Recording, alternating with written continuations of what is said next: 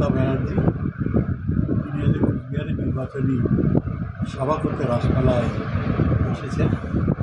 তিনি গত পরশুদিন এবং গতকাল আমায় ফোন করেছিলেন যাতে আমি এই নির্বাচনী জনসভার মঞ্চে হাজির হন।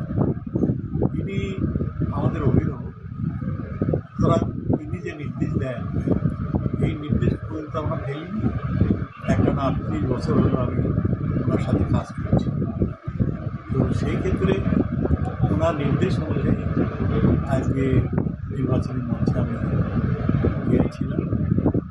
মমতা ব্যানার্জি অত্যন্ত স্নেহ করেন আমাকে, এখন ভালোবাসেন বটে। তো সেই ক্ষেত্রে তার মতো মানুষ নির্দেশ দিল, সেই নির্দেশ অমান্য করার ক্ষমতা আমাদের নেই। সুতরাং সেই নির্দেশ অনুযায়ী সভা করেছে। নির্বাচনের আর কিছুদিন বাকি আছে, প্রার্থীর সমর্থনে কি লক্ষ্য দেখা যাবে আপনার? দেখো, আজ পর্যন্ত আমাদের কোনো প্রার্থী প্রচারের জন্য অনুরোধ করেন এবং যে মনোনয়নপত্র দাখিল সম্পন্ন হয়েছে তখনও আমাকে কোথাও ডাকাও হয়। এমনকি জেলাতে বিভিন্ন জায়গায় যে সভাগুলো হলো, কোথাও অভিষেক ব্যানার্জির সভা, কোথাও মমতা ব্যানার্জির সভা, এরও বিভিন্ন যে সভাগুলো হলো কোনো সভাতেই সবাই আমাকে ডাকা হয়।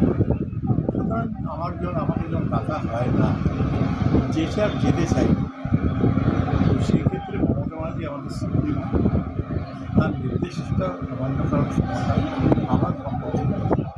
সুতরাং সেখানে আজকে আমি গিয়েছি। দিদি যথেষ্ট সম্মান দিয়েছে আমাকে, তিনি যথেষ্ট ভালোবাসেন আমাকে। আমার যাওয়া গিয়েছে। বলছিলাম এর আগে যে সমস্ত সভাগুলো হয়েছে সেখানে আপনি বলছেন আপনাকে ডাকা হয়নি, তবে সেখানকার যারা জেলা নেতৃত্ব বা যারা রয়েছে তারা জানিয়েছেন আপনাকে ডাকা হয়েছে, আপনি শরীর অসুস্থ বলে জানেন। মিথ্যা কথা বলেছে, 100% মিথ্যা কথা বলেছে। ওদের যুগের সঙ্গে চ্যালেঞ্জ করছে, আর কেউ আমাদের কোনো খবরও দেয়নি, ডাকাও নেই নির্বাচন প্রচারে দেওয়ার জন্য, একটা চিঠিও দেয়নি বা টেলিফোনও করেনি। আগামী দিনে কি ডাকলে যাবেন না ডাকলে যাবেন? আগামীতে দেখো, নির্বাচনের সময় যদি প্রয়োজন থাকে আমার মনে হয় তাহলে ডাকলে নিশ্চয়ই যাবো। আর যদি কেউ মনে করে যে ওনাকে ছাড়াই আমি জিততে পারবো, আমি গেলে বরং ওনাদের ক্ষতি হবে, আমি নিশ্চয়ই ওদের ক্ষতির কারণ হতে চাই। আমি দলের কর্মী, দলের কর্মী নির্বাচনী প্রচারে যিনি আপনাকে ডাকবেন তার সাথে থাকবেন। নিশ্চয়ই।